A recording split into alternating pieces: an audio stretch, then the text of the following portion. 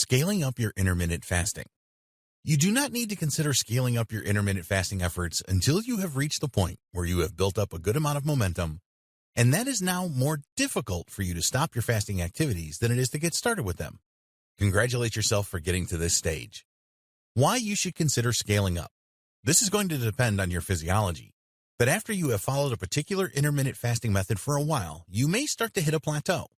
Intermittent fasting is a great way to lose weight, and as you know, it has other benefits too. A lot of the weight that you lose in the beginning with intermittent fasting will be water weight. Some people will have around 20% of water weight, which is a significant amount. But this does vary from one person to the next. Some people are prone to retain more water than others are. Once you have lost this easy water weight with intermittent fasting, then the plateau can strike.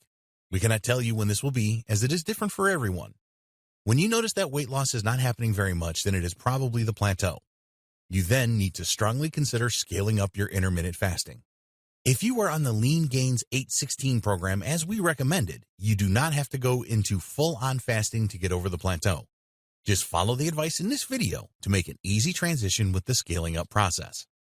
Change to Eat, Stop, Eat. As you know, you will need to go full days fasting with the Eat, Stop, Eat method.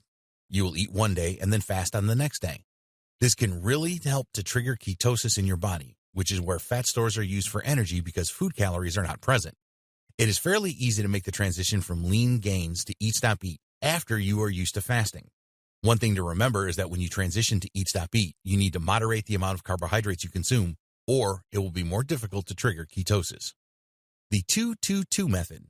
Once you have transitioned to Eat, Stop, Eat and got used to it, you can make the move up again to fasting for 2 days in a row with the 2-2-2 method.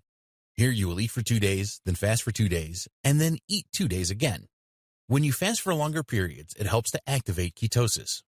Fasting for 2 days is certainly not easy, and we do not suggest that you rush into this. Spend some time with Eat, Stop, Eat before you make this change. The 3-3-3 method. After using the 2-2-2 method successfully, you can scale up to the 3-3-3 method. Yes, this means 3 days of eating followed by 3 days of fasting, and then 3 days of eating again. Fasting for 3 days should not be too difficult for you after you have gotten into the habit of fasting for 2 days with the 2-2-2 method. Again, the longer fasting period should make triggering ketosis easier. There's a much better chance of you burning more fat if you can fast for 3 days regularly. You must watch your carbohydrate intake with the longer fasting methods, though. Use mindfulness to help you with intermittent fasting. Adopting a mindfulness routine should help you with whatever intermittent fasting method you are using. We especially recommend this when you are scaling up.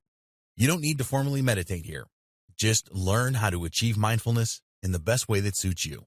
Mindfulness is a powerful way to control your thoughts. If you are having continuous thoughts about eating on fasting days, then mindfulness can distract you and bring you back to the present moment.